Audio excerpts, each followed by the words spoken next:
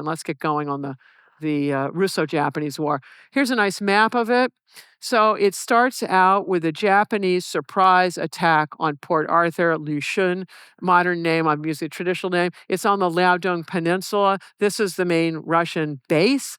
The Japanese have to get those ships in base and sink them even better because their supply lines are in danger if that Navy's out and about. Simultaneously, they land an army in Korea that's going to go northwest into Manchuria. And if you look at the railway line, it goes Port Arthur all the way to Harbin up there. That's the east-west junction of the Trans-Siberian Railway. In those days, that's the Chinese Eastern Railway. And I've only listed a couple of the major battles, but basically, it's going up the railway system from Port Arthur upward. And you got the Liaoyang and Mukden. And Japan has got only 4 armies until the very end of the war when it gets a 5th. And one army, as long as Port Arthur has ships in it, it has to be stuck there besieging it. And Japan's theory of victory in this thing is to have an annihilating battle. That's what Bismarck had done to the French in the Battle of Sedan. And so the Japanese really need to get that army out of Port Arthur so that it can concentrate on these other battles. What happens is Russia keeps losing the battles, but it has an orderly retreat moving ever further northward, extending Japanese lines. So that's an overview of how the war goes so you can orient the rest of the conversation here. If you look at the invasion routes that Japan uses in the First Sino-Japanese War and the Russo-Japanese War, they're remarkably similar because guess what? The geography hasn't changed. And so if you want to send an army in to desired locations, it may well have to take similar routes. And the British, the French, the Americans, Japanese had studied very carefully the First Sino-Japanese War. But apparently the Russians didn't waste their time on it because here's what's up. If the Russians had studied it carefully, they would have known the Yalu River is lethal to send an army across that if there's an army waiting for it on the other side. The Russians also would have realized that this Feng Shui Pass and the Motian Pass, Motian means literally scratch the skies, that if you're prepared there, you're going to ruin an army coming through. Of course, the Russians aren't prepared there. And then they also would have known that the Liaodong Peninsula, it has a very narrow neck. If you cut the narrow neck, which is right where Dalny is, a big commercial port, you're going to get that port, which is connected to the railway, and you're going to be able to supply your armies going right up north. In addition, it means you're probably going to get Port Arthur, the big naval base, as well, because it's basically been turned into an island, and you'll probably get that. So the Russians should have figured out that but they didn't. The Japanese literally blast through these locations. And here is the key to reducing the fleet in Port Arthur. Since the Russians wouldn't sortie, they're just sticking in harbor. So the Japanese have to figure out a way to do it. Here's how it works. They have to get a bunch of these 11-inch howitzers in place. Japan didn't own many of these. They're really heavy. It's really hard to transport them with horses and things. They've got to put them behind the hills in Port Arthur, and then they've got to take the high point, which takes them a while to figure out that they needed to do this, is 203-meter hill. You put a spotter on 203-meter hill. This thing starts firing shots, and the spotter starts radioing in how you have to adjust the line of fire in order to hit the ships in harbor. So that's what's going on here. Here you can see the narrow neck there above Dalny. You can see it's a big port. We put a lot of ships, but not a very protected port.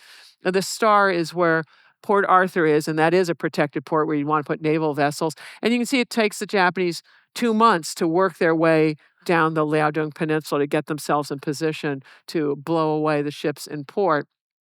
Meanwhile, Japanese armies are having a hard time while this is going on.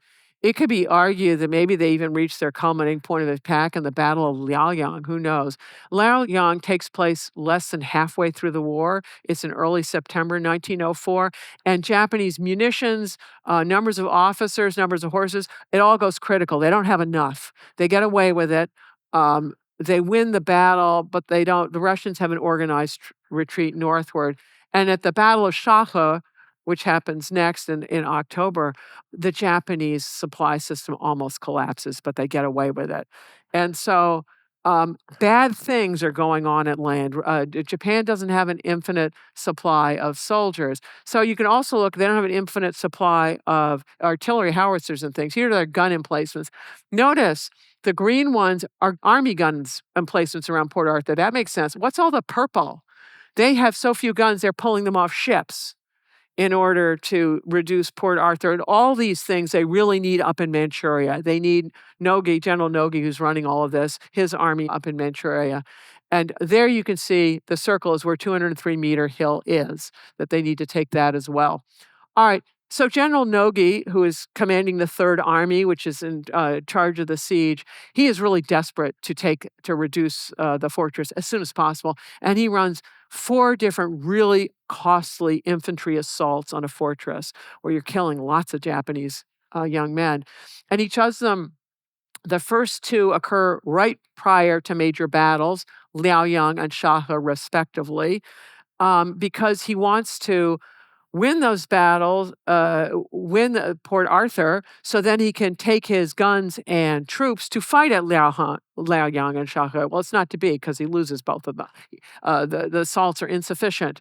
And it's only after the second one that he realizes the importance of 203-meter hill. The problem is Nogi gets 45,000 Japanese soldiers killed doing this.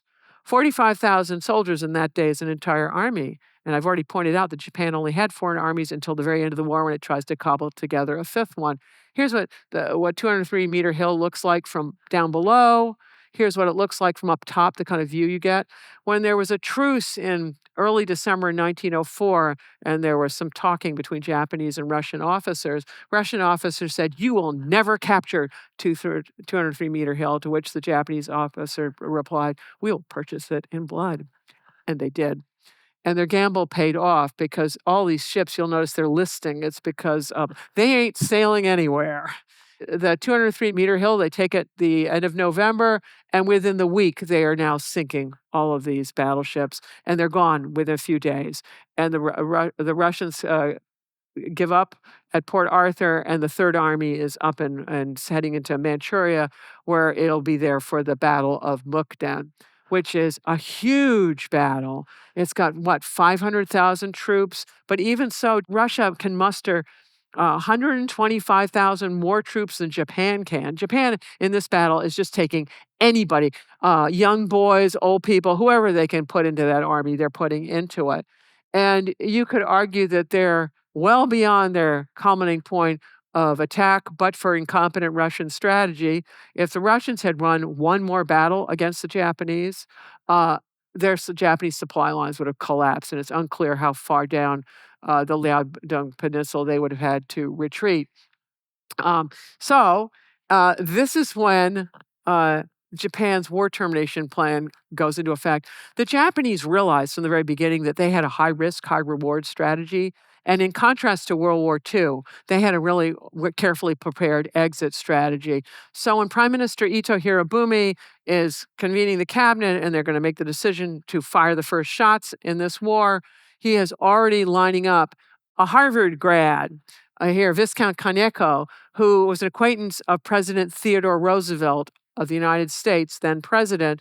And what they want is to have Viscount Kaneko work on getting Roosevelt ready to do mediation at the end of this war.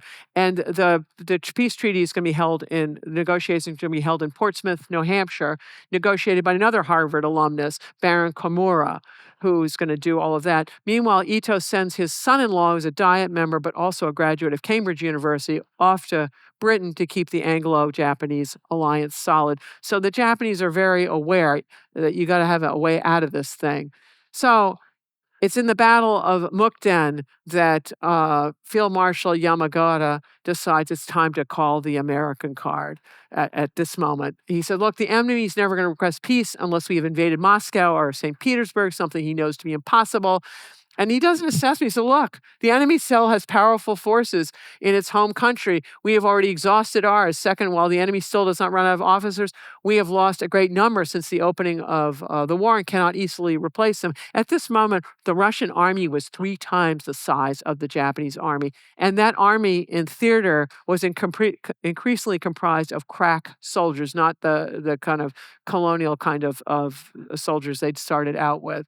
And so here's the Field Marshal Yamagata, who in the first Sino-Japanese War, because The government in Tokyo was afraid he was going to march on Beijing and do regime change. They pulled him out of theater and gave him a sinecure to make sure he didn't do that. This time, he's a wiser man. He goes, "We must now be prudent." And here are other members of this brilliant Meiji generation. The chief of staff of the Manchurian army said, "Look, if you start a fire, you got to put it out." And here is the Field Marshal Oyama, who is the commander of Manchurian forces. But before he sets out to take command, he tells the Navy minister, "I will care for fighting in Manchuria, but I'm counting you as the man to tell me when to quit."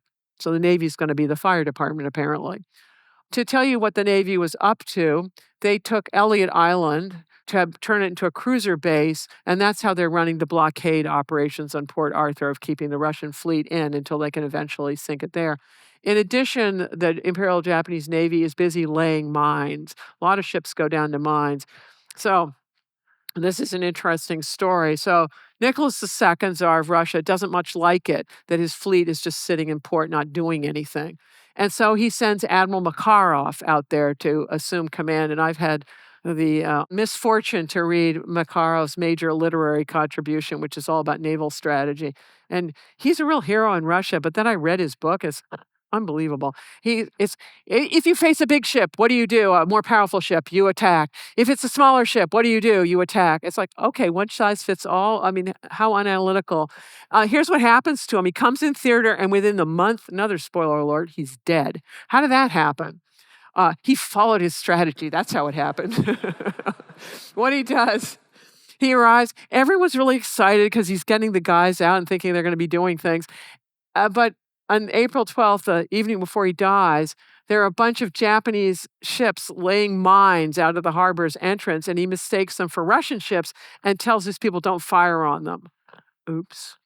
And the next morning, when he sorties with the whole fleet to be part of his, it's always take the offensive. Well, they didn't sweep the harbor entrance for mines. His ship hits a mine, and he goes down with the ship.